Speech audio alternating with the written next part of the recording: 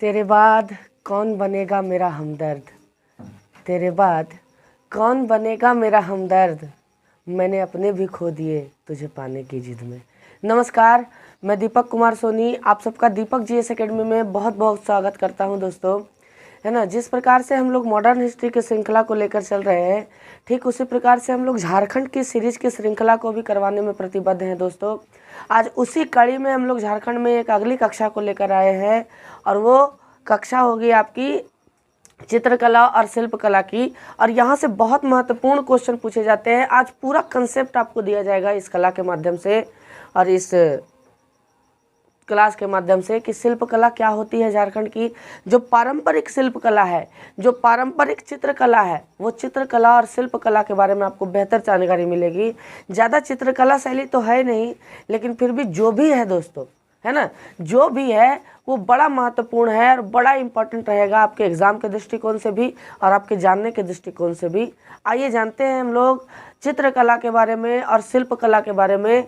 अगर आपने पिछली वीडियोस को नहीं देखा है तो प्लेलिस्ट में, मतलब कि डिस्क्रिप्शन में लिंक दिया हुआ है प्लेलिस्ट का दोस्तों, आप जाकर क्लिक करें और विजिट करें। वहाँ आपको हर एक प्रकार की क्लासेस ऑफलाइन कक्षाओं की तरह क्लास 1, क्लास 2, क्लास 3 इस प्रकार से करके आपको संपूर्ण झारखंड की क्लासेस वहाँ पर मिल जाएंगी। और जैसा कि अभी रेगुलर पढ़ाई रहे हैं तो आपको रेगुलर क्लासेस भी मिलेंगी। आइए जानते हैं हम चित्रकला और शिल्पकला के बारे में। तो जैसा कि आप देख सकते हैं, सबसे पहले चित्रकला को जदुपटिया चित्रकला कहते हैं। अब आपको विशेष तौर पर समझना है कि जदुपटिया चित्रकला क्या है। सबसे ज़्यादा फेमस, है ना, सबसे ज़्यादा फेमस जो है वो झारखंड में यही चित्रकला है, जदुपटिया चित्रकला। अगर हम बात करें जादो और पटिया, जदुपटिया बना किन दो शब्दों से, तो जादो और पटिया शब्द को मिला के बना जदुपटिया, है ना। तो जादो का अर्थ होता है जो व्यक्ति इस चित्रकला को बनाता है उसको जादो कहा जाता है ना। और संथालों में इनकी बड़ी मान्यता है, इनको पुरोहित के तौर पर देखा जाता है जादव को, है ना। जादव यहाँ जादव जी वाला नहीं बोल रहे हैं, खेसारी लाल यादव वाला जादव जी नहीं, है ना। यहाँ पर जादव का मतलब हुआ कि इनको पूर्वजों के रूप में देखा जाए, पूर्वज बोल रहे हैं, पुरोहितों के रूप में, बड़े महान व्यक्ति के रूप में देखा जाता है जो जदुपटिया चित्रकला को करते हैं दोस्तों, है ना। और जदुपटिया चित्रकला के बारे में आपको विशेष तौर पर बता दें कि जो चित्रकला का निर्माण करेगा वो जादू कहलाएगा। पटिया का अर्थ होता है कागज के छोटे छोटे टुकड़े, है ना। जादू का अर्थ जो निर्माण करेगा उसको जादू कहेंगे। पटिया का अर्थ होता है कागज के छोटे छोटे टुकड़े। अब देखिए कि जदुपटिया चित्रकला में क्या होता है कि इसमें देवी देवता की, रामायण की, महाभारत की चित्रण किया जाता है। इसमें चित्रकला के माध्यम से दिखाया जाता है। किया क्या जाता है कि कागज के छोटे छोटे टुकड़े बनाकर और उसी की नक्काशी कर छोटे छोटे टुकड़ों को साट साट कर एक चित्रकला का निर्माण किया जाता है, जिसे जदुपटिया चित्रकला कहते हैं। ये बेसिकली फेमस है आपके संथाल परगना क्षेत्र में, क्योंकि संथालों की ये प्रसिद्ध चित्रकला है। संथाल इसमें दक्ष होते हैं, है ना। कौन दक्ष होते हैं इनमें? संथाल इनमें दक्ष होते हैं और बहुत फेमस चित्रकला है संथालियों की। आपको बहुत अच्छा से यहाँ पर देखना है ना। संथालियों का बड़ा फेमस चित्रकला है। अब देखिएगा यहाँ पर कि इनमें होता क्या है बेसिकली कि ये दुमका जिले में ज़्यादा फेमस है। संथालियों में भी दुमका जिले में ज़्यादा फेमस है। दुमका के ही आपके हेमंत सोरेन सर हैं और शिबू सोरेन सर हैं, यहाँ दुमका के ही है आपके, है ना। तो इनमें होता क्या है कि कागज़ को लाल, पीला, भूरा रंग इत्यादि को कर करके और उसको साट साट के एक बृहद चित्रकला का निर्माण किया जाता है, जिसको जदुपटिया चित्रकला कहा जाता है दोस्तों, है ना। आपको बहुत अच्छा से यहाँ पर देखते चलना है और याद करते चलना है और नोट्स करते चलना है इसका, है ना। अगला चित्रकला है सोहराई चित्रकला। अब बेसिकली सोहराई चित्रकला जो है वो झारखंड के हजारीबाग, रामगढ़ वाले क्षेत्र में ज़्यादा फेमस है। क्या है ये सोहराई चित्रकला? आप देखिएगा, सोहराई चित्रकला के बारे में अगर हम चर्चा करें दोस्तों, सोहराई चित्रकला के बारे में चर्चा करें हम लोग दोस्तों, तो सोहराई चित्रकला में देखिए क्या होता है बेसिकली कि सोहराई चित्रकला में आप अच्छा से समझ लीजिए इस बात को कि ये झारखंड के हजारीबाग, रामगढ़, चतरा वाले इलाके में ज़्यादा फेमस है। लेकिन अगर आपसे एक जिला पूछे, एक डिस्ट्रिक्ट पूछे कि किस डिस्ट्रिक्ट में ये सबसे ज़्यादा फेमस है, तो सोहराई चित्रकला सर्वाधिक हजारीबाग जिले में फेमस है। क्या है ये सोहराई चित्रकला? इसमें क्या होता है कि दीवालों पर, है ना। सार्वजनिक दीवारों पर क्या होता है, जो सोहराय के कला के पेंटिंग के लोग हैं उनको दीवारों पर ये पशु पक्षियों के चित्र बनाते हैं। हाथी के चित्र बनाएंगे, बगुला का चित्र बनाएंगे, कौवा का चित्र बनाएंगे।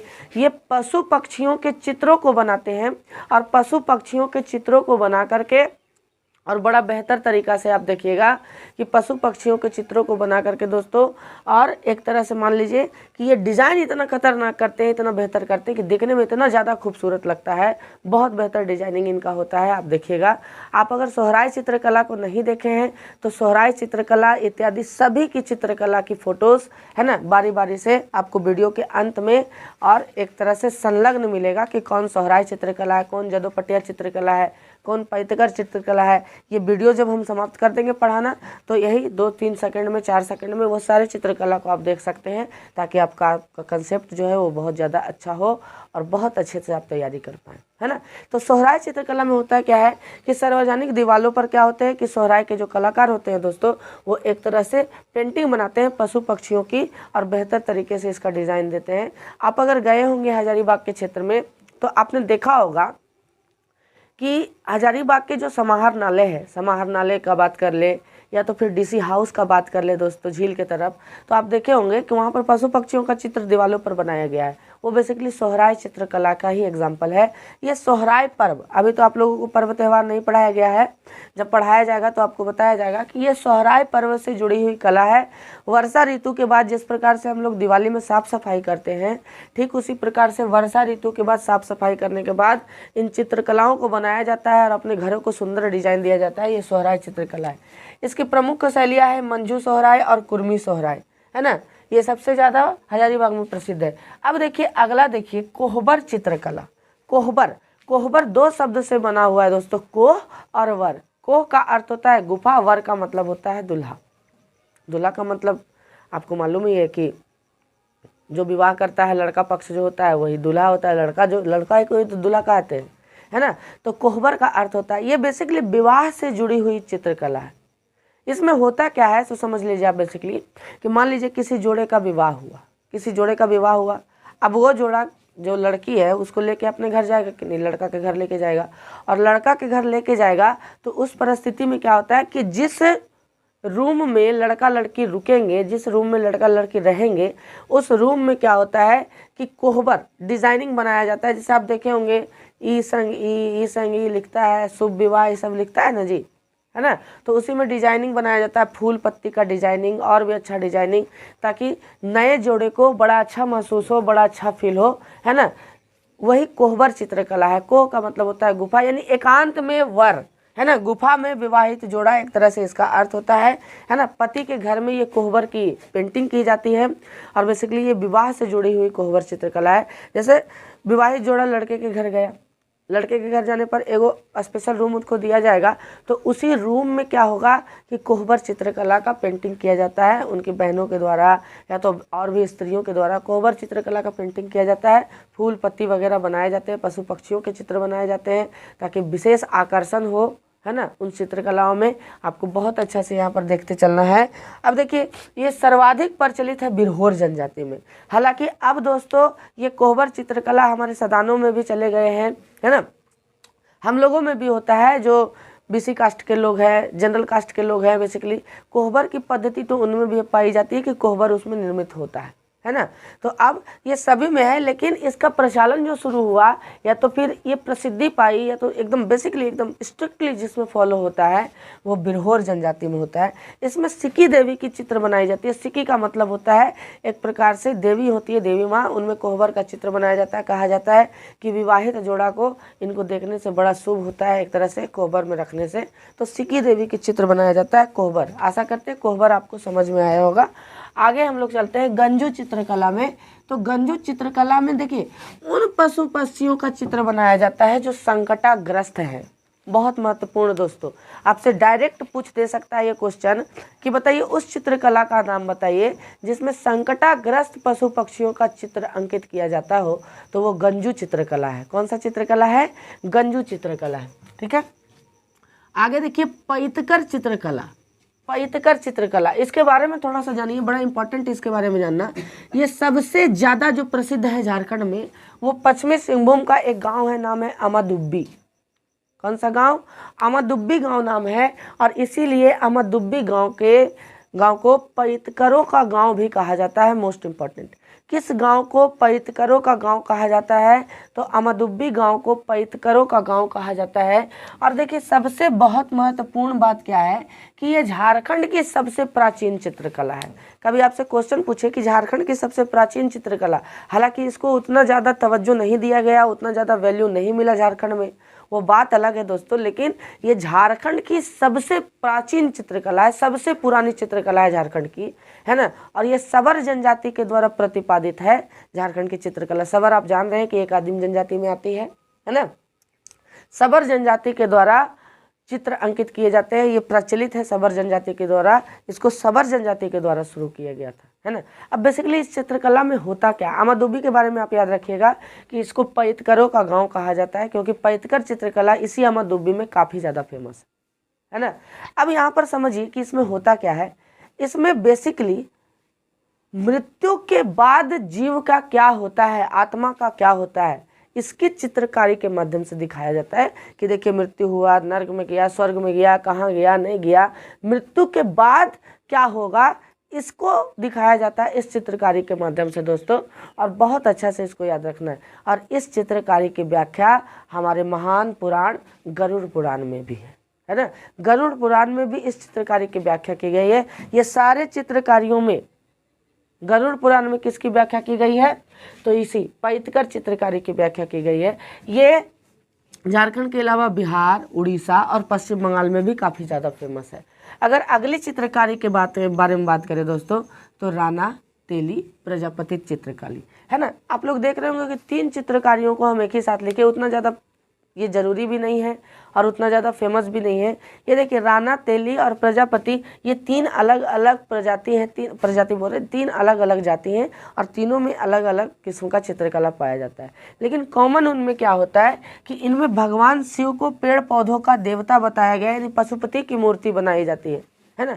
धातु का तंतु लिया, धातु का तंतु का मतलब तार लिया, और धातु का तार से ही क्या करता है, इस प्रकार का चित्रकला बना दिया। और भगवान शिव को इस प्रकार से दिखाया जाता है कि भगवान शिव प्रकृति के देवता है, पशुपति के देवता है, पशुपतिनाथ इन्हीं को कहा जाता है। इस प्रकार से इन चित्रकारियों में दिखाया जाता है। अब देखिए, थोड़ा सा बड़ा महत्वपूर्ण रह जाएगा यहाँ पर, थोड़ा सा समझना है आपको कि इसके अलावा 2 और चित्रकारियों को जेपीएससी में पूछा और जेएसएससी वाले एग्जाम में भी पूछ दिया, 2 और चित्रकारियों को, जिसकी व्याख्या आपको किसी भी पुस्तक में नहीं मिलेगी दोस्तों। इसकी व्याख्या सिर्फ और सिर्फ आपको इसी क्लास में मिल सकती है। आप बेहतर तरीके से इसका तैयारी करें और इसका नोट्स बनाते चले। एक चित्रकला पूछा, कम्बकट चित्रकला। कम्बकट चित्रकला क्या होता है, आप अच्छे से ध्यान में रखिएगा कि कम्बकट चित्रकला का अर्थ होता है ना कि देखिए रंग ले लिया, जैसे सपोज कीजिए कि इसमें होता क्या है कम्बकट चित्रकला में, बेसिकली आपको समझाएं हम कि कम्बकट चित्रकला में होता क्या है दोस्तों। कि देखिए क्या हुआ कम्बकट चित्रकला में कि नीचे में पूरा काला रंग को रंग दिया, मान लीजिए प्लेट है और नीचे में पूरा काला रंग को रंग दिया, काला रंग को रंग दिया, नीचे में क्या किया, काला रंग को रंग दिया, और फिर ऊपर से किसी और रंग को रंगा, फिर ऊपर से किसी और रंग को क्या किया, रंगा, काला रंग को सूखने दिया और फिर ऊपर से किसी और रंग को रंगा। और जो ऊपर का रंग रंगा गया है ना, उस ऊपर के रंग को इसने गीला ही जब था, यानी कि वो पूरी तरह से सूखा नहीं था, तो उसी समय एक कंघी लिया, लकड़ी का कंघी मिलता है ना, जनजातियों में बड़ा फेमस है। हम लोगों की माता जी जो थी वो बचपन में एक तरह से करती थी क्या, कि लकड़ी का कंघी होता था, उसी से ढील मारने के लिए बड़ा होता था वो, है ना, कि इस प्रकार से किया लकड़ी का कंघी, और लकड़ी का कंघी में क्या हुआ कि ढील मारने के लिए, है ना, कि ऐसे ढील करने के लिए, और ऐसे किया और ऐसे ऐसे झाड़ के फिर पट पट पट पट मार देते थे, है ना। तो वही कंघी लिया।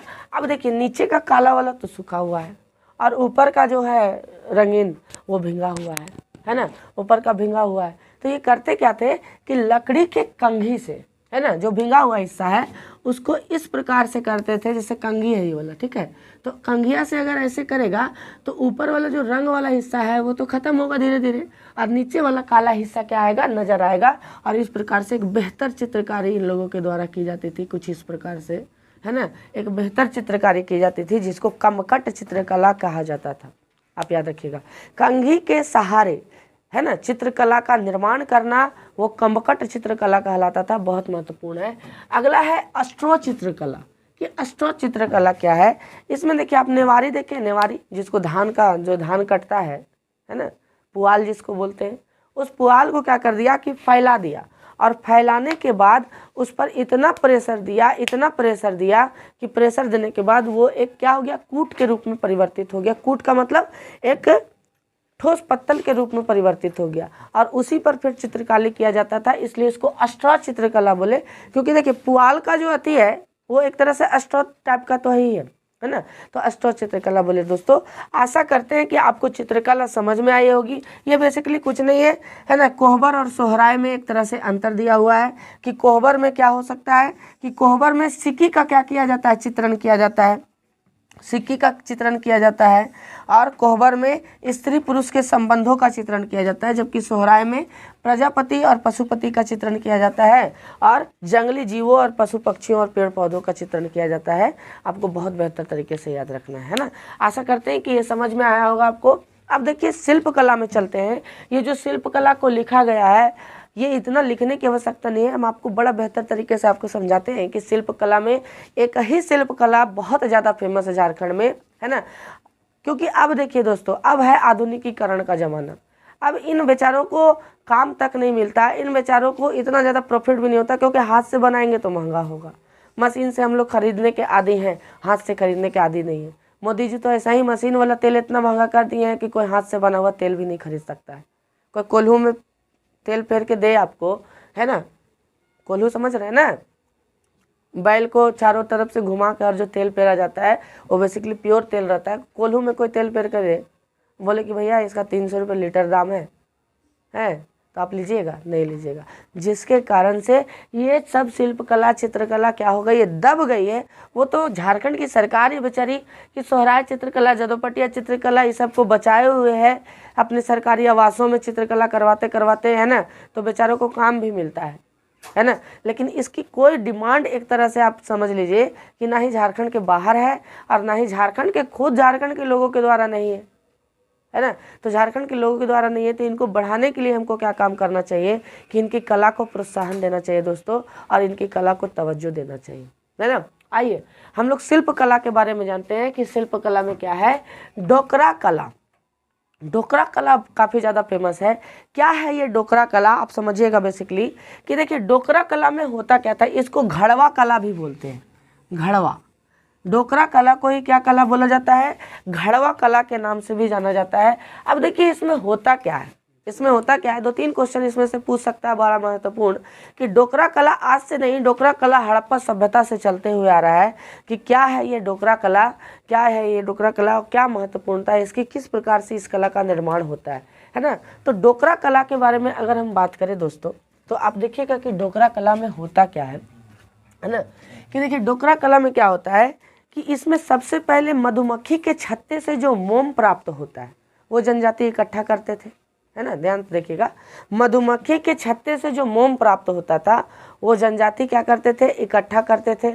और इकट्ठा करने के बाद जिस भी किसी का मूर्ति बनाना है उसके मूर्ति को उस मोम से बना देते थे, क्योंकि मोम से बनाना आसान होगा, क्योंकि मोम मुलायम होगा दोस्तों, है ना। मोम से बना दिया उस मूर्ति से। मान लीजिए कि एक मोम से क्या किया, इस मोम से इस मूर्ति को बनाया, मान लीजिए इस मूर्ति को बनाया, मान लीजिए गणेश भगवान का मूर्ति है, इसको बना दिया, इस मूर्ति को बना दिया मोम से। अब इसके चारों तरफ क्या करेंगे कि मट्टी लगा देंगे, एक तरह से मट्टी, मोटा परत मट्टी का दे देंगे, और ऊपर में एक जगह सिर्फ खाली छोड़ देंगे जहाँ से क्या किया जाए, मोम जो धातु है उसको डाला जाए। आप समझिएगा बेसिकली, आपको बेहतर तरीके से समझ में आ रहा होगा, आशा करते हैं, है ना। देखिए कि क्या होगा कि मोम का मूर्ति बना लिया, मोम का मूर्ति बनाने के बाद उस पर मट्टी का मोटा मोटा परत चढ़ा दिया, बस एक जगह ऊपर में खाली छोड़ दिया, समझिएगा इस बात को। एक जगह ऊपर में खाली छोड़ दिया ताकि वहाँ से धातु डाला जाए। अब क्या करते थे ये लोग कि इस प्रकार से संरचना बना लिए। अब देखिए यहाँ पर क्या करते थे कि तांबा, जस्ता, रांगा, रांगा जिसको टीन बोलते हैं, है ना, अल्मुनिया, ये सब को क्या करते थे कि पिघलाते थे और पिघलाने के बाद उसको लिक्विड में परिवर्तित करते थे, है ना। और लिक्विड में परिवर्तित होगा तो जाहिर सी बात है वो पूरा गर्म होगा, है ना। और उसके बाद इस मिट्टी वाला जो संरचना बनाया जिसके अंदर मोम का मूर्ति है उसमें डाल दिया, ऐसे डाल दिया, ढार दिया उसको। और जैसे ही ढारा दोस्तों, मोम तो गलेगा, और मोम गलेगा तो मोम धीरे धीरे धीरे धीरे इसी रास्ता के सहारे बाहर आ जाएगा मोम, और जो मोम के जगह जो मूर्ति का स्थान लेगा वो ये धातु लेगा। और उसके बाद उस मिट्टी को तोड़ करके और धातु की मूर्ति प्राप्त कर ली जाती थी। इसी को डोकरा शिल्प कला के नाम से जाना जाता था। काफ़ी प्रसिद्ध हुई हड़प्पा सभ्यता से अभी तक, और काफ़ी महत्वपूर्ण भी है आपके परीक्षा के दृष्टिकोण से। आप देखिएगा यहाँ पर कि इस कला का उपयोग करके निर्मित सबसे पुराना अभी तक ज्ञात जो मूर्ति है वो मोहनजोदड़ो की खुदाई से प्राप्त हुई लड़की की मूर्ति है। नृत्य करती हुई लड़की की मूर्ति प्राप्त हुई थी मोहनजोदड़ो से, जो डोकरा कला से ही बनाया गया है, ऐसे साक्ष्य मिलते हैं, है ना। क्या था डोकरा कला, फिर से एक बार रिपीट करें, है ना, कि मोम से पहले मूर्ति बनाया, उस पर मिट्टी का लेप चढ़ाया, सुखा दिया उसको, और उसके बाद एक जगह स्थान छोड़ा, वहीं से गर्म धातु को डाला ऊपर से, मोम बाहर आते गया, और मोम के जो स्थान है, जो मिट्टी मोम का जो मूर्ति बनाया था उसका स्थान धातु ने ले लिया और एक बेहतरीन मूर्ति का निर्माण हुआ। इसी को डोकरा चित्रकला कहा जाता था। बहुत इंपॉर्टेंट। आशा करते हैं दोस्तों कि आज का क्लास आपको बेहतर तरीके से समझ में आया होगा। बड़ा महत्वपूर्ण है ये, है ना। आशा करते हैं आपको क्लास ये बहुत अच्छे से समझ में आया होगा। धन्यवाद दोस्तों। अगर अच्छा लगे तो लाइक, शेयर, कमेंट, सब्सक्राइब वगैरह करवाइए ताकि आगे बढ़े और एक तरह से आपको लाइव क्लासेस दी जा सके। धन्यवाद दोस्तों। दुआओं में बहुत बहुत याद रखिएगा। धन्यवाद।